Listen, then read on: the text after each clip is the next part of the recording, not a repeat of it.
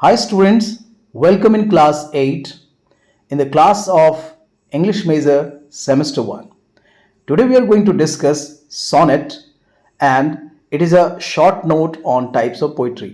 Sonnet के ऊपर मैंने पहले भी वीडियो बनाया है. अगर आप प्लेलिस्ट में जाकर देखोगे तो सोनेट के ऊपर एक बड़ी सी वीडियो बनी हुई है.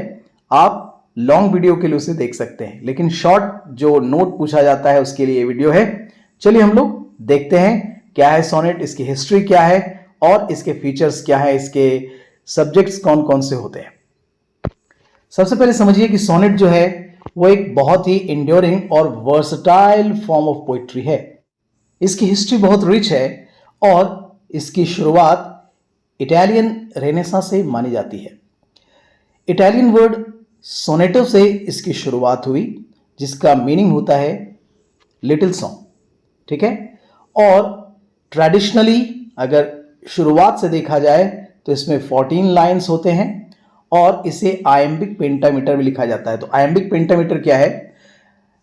पहले स्ट्रेस होता है, बाद में अनस्ट्रेस्ड होता है और ये 10 सिलेबल्स का एक मीटर होता है जिसको हम लोग आयम्बिक पेंटामीटर कहते हैं. यानी 5 मीटर की कोई एक कविता या स्टैंजा. ठीक है, इसको हम आयम्बिक पेंटामीटर कहते हैं. इसके दो प्राइमरी फॉर्म्स माने गए हैं. ठीक है, प्राइमरी फॉर्म्स कौन कौन से हैं? दो. पहला है इटालियन, जिसे पेट्रार्क ने शुरू किया था, इसलिए पेट्रार्कन सोनेट कहते हैं. और दूसरा है इंग्लिश सोनेट, जिसे शेक्सपियर ने लिखा. ठीक है. और इसमें बहुत सारे आपको डाइवर्सिटी मिलेंगे और कैसे कैसे इसको अडेप्ट किया गया इस फॉर्म को, ये सब आपको देखने को मिलेगा. ठीक है. पेट्रार्क ने जिस सोनेट को पॉपुलराइज किया वो दो भागों में बटा हुआ था. ठीक है. पहला जो है वो ऑक्टेव है. ऑक्टेव यानी 8 लाइन्स, यानी 2 स्टैंजाज मिलेंगे आपको. 8 लाइन्स का एक स्टैंजा. और दूसरा है सेस्टेट यानी 6 लाइन का एक स्टैंजा.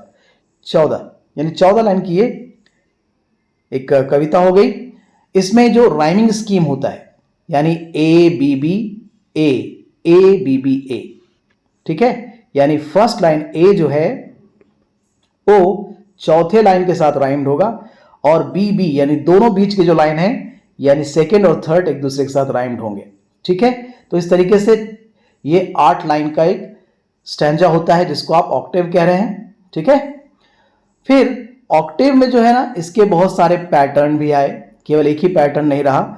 और इसको इंट्रोड्यूस किया जाता है किसी भी प्रॉब्लम को दिखाने में. जब भी पोइट्री की शुरुआत होती है पोएम में यानी सोनेट में, सबसे पहले प्रॉब्लम को इंट्रोड्यूस किया जाता है. प्रॉब्लम जो भी है वो 8 लाइन्स में बताया जाएगा.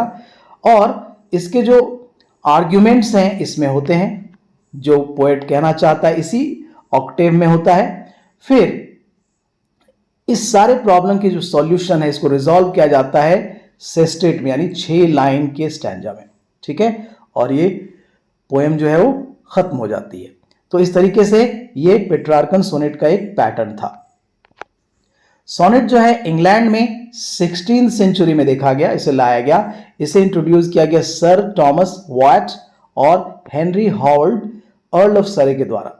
इन्होंने इसकी शुरुआत तो की, कहां से की? इटालियन पोइट्री से. लेकिन इसके बाद शेक्सपियर को इसके लिए ग्राउंड मिला और शेक्सपियर ने अपने तरीके से इसका स्ट्रक्चर जो है उसको डिफर कर दिया, अलग कर दिया. और पेट्रार्कन स्ट्रक्चर से शेक्सपियरियन जो सोनेट बने वो डिफरेंट हो गए. ठीक है. यानी लिया गया है कहां से इसको? वहीं से, इटालियन सोनेट से. लेकिन पेट्रार्कन सोनेट इसको कहते हैं. लेकिन शेक्सपियर ने जब इसको लिखा तो इसका स्ट्रक्चर बदल दिया. वो कैसा बदला? इंग्लिश सोनेट जो है वो टिपिकली डिवाइडेड होता है 3 क्वार्टरन्स में. क्वार्टरन का मतलब होता है 4 लाइन्स. ठीक है. 4 लाइन का एक स्टैंजा होगा और फाइनल राइमिंग एक कपलेट यानी 2 लाइन का एक स्टैंजा होगा जो कपलेट कहलाता है. क्वार्टरन मतलब 4 और कपलेट मीन्स 2. तो 4 × 3 = 12 यानी 4 लाइन के स्टैंजाज जो हैं वो 3 रहेंगे, क्योंकि 3 यहां बताया जा रहा है. तो 3 चौके 12 और 2 लाइन की एक स्टैंजा होती है, इसको कपलेट कहते हैं. और 2 14. तो इस तरीके से यहां पर जो इंग्लिश सोनेट है उसमें 3 क्वार्टरन्स होते हैं और एक राइमिंग कपलेट होता है. यानी कपलेट में दोनों एक दूसरे से राइम्ड होते हैं. तो इसका जो राइमिंग स्कीम है वो क्या होगा? A B C D E F G. जो अंतिम जी देख रहे हैं दैट इज कपलेट।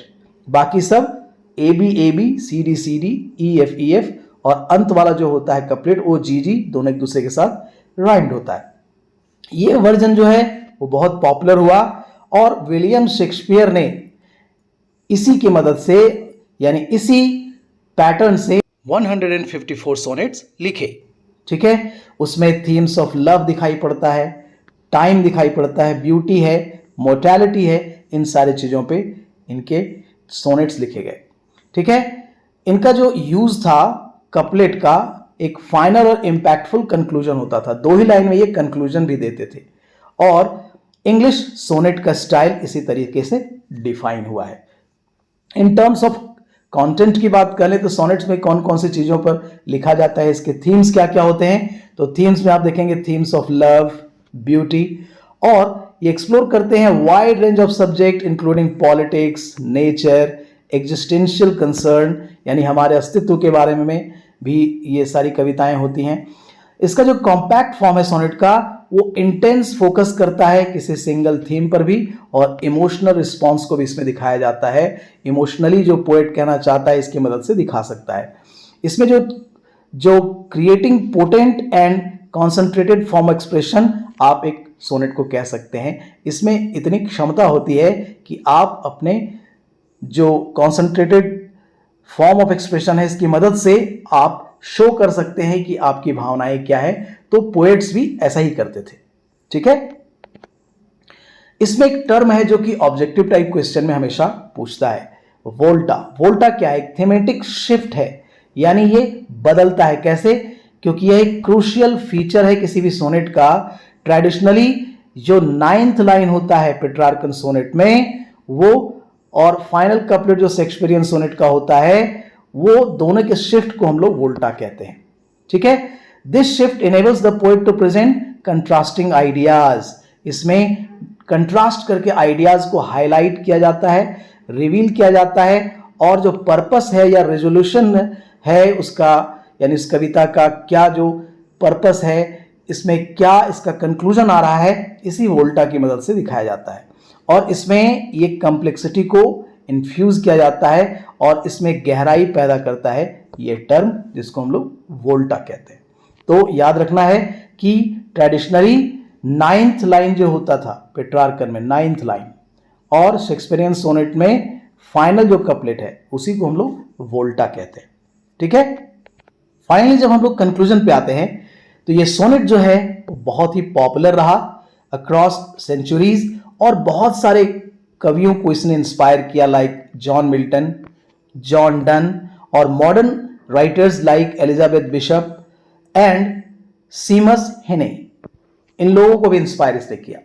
इसका जो स्ट्रक्चर है वो चैलेंज करता है पोएट्स को कि जो भी लिखना है उनको वो एक डिसिप्लिन्ड वे में 14 लाइन में ही लिखना है।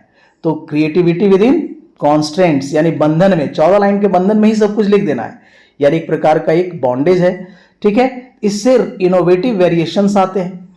ठीक है, इसके बाद स्पेंसरियन सोनेट भी आया, स्पेंसर ने इसकी शुरुआत की, और इसके बाद कंटेम्प्ररी फ्री वर्स भी आया, क्योंकि 14 लाइन की कविता में लिखना संभव नहीं था, तो लोगों ने बहुत सारी चीजों को इनोवेट किया। फिर भी सोनेट जो है वो एक पावरफुल व्हीकल रहा है फॉर पर्सनल एक्सप्रेशन, किसी भी व्यक्तिगत भावना को दिखाने का एक बहुत ही बड़ा साधन रहा है ये, फॉर्मल एक्सपेरिमेंटेशन और कल्चरल रिफ्लेक्शन। तो कल्चरल रिफ्लेक्शन भी इसमें दिखाई पड़ता है। तो इस प्रकार से हर जनरेशन में पोएट्स ने इसको एक्सरसाइज किया, इसलिए सोनेट बहुत ही पॉपुलर रहा है थ्रू आउट द सेंचुरी। ठीक है, और आज भी हम लोग जो शेक्सपियर के सोनेट्स हैं उसको पढ़ते हैं और इसमें क्या गहराइयां हैं आप आगे जाकर पढ़ेंगे। So dear students, this way you can understand this short note on sonnet. So like, share and subscribe the channel, share to your friends and keep watching. See you in the next video very soon. Till then, bye bye.